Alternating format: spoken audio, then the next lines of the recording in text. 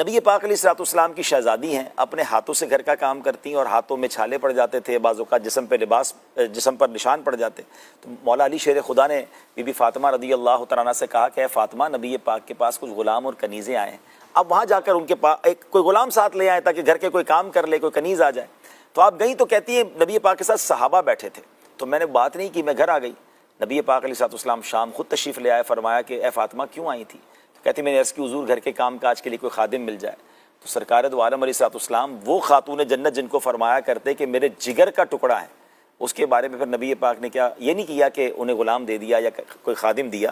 پیارے آقا نے فرمایا اے فاطمہ اپنے گھر کے کام کاج اپنے ہاتھ سے کیا کرو. اللہ تھک جاؤ تو 33 بار سبحان اللہ، 33 بار الحمدللہ اور 34 بار اللہ اکبر پڑھ لیا کرو.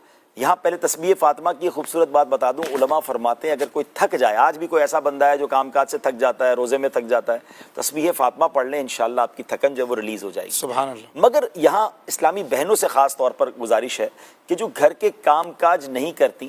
اور یہاں ایک اور پرابلم کیا ہو گیا اشفاق بھائی، طلاق کا ریشیو بڑھتا جا رہا ہے، اور اس کی ایک بڑی وجہ یہ بھی ہے کہ ہم نے اپنی بچیوں کو اب گھر کے کام کاج سکھانا ہی چھوڑ دیا.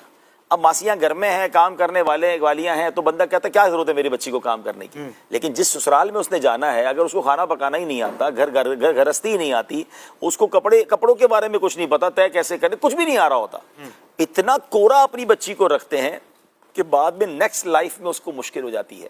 یہاں ماں باپ کو بھی چاہیے کہ بے شک اللہ نے آپ کو نوازا ہے، آپ کے گھر میں ملازمین کیوں نہ ہوں، آپ بچی کو گھر کے کام کاج ضرور سکھائیں، کیونکہ جو بھی خاتون گھر کے کام کاج اپنے ہاتھ سے کرتی ہے وہ دوسرے گھر کی آنکھوں کا تارا بن جاتی ہے.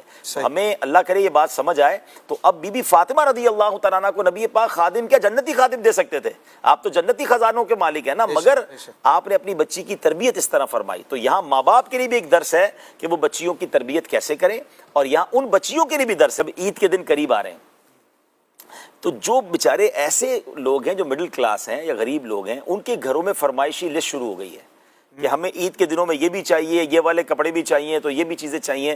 اب وہ کہتے ہیں ہمارا کھانا مشکل سے پورا ہو رہا ہے، مگر گھر کی طرف سے کچھ بھی ہو جائے ہمیں چاہیے.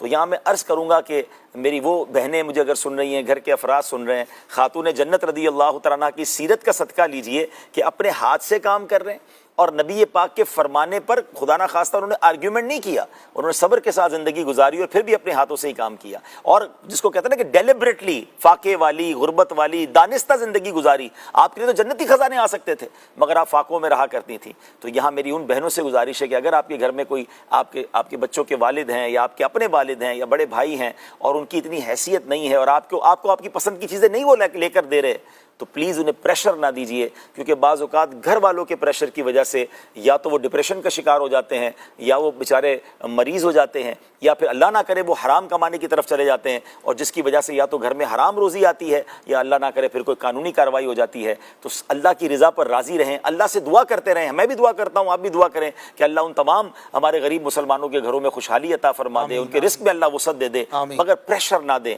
تھوڑا سا وقت اگر مشکل ہے تو اللہ کی رضا پہ راضی رہیں، انشاءاللہ جلد اچھے دن آ جائیں گے.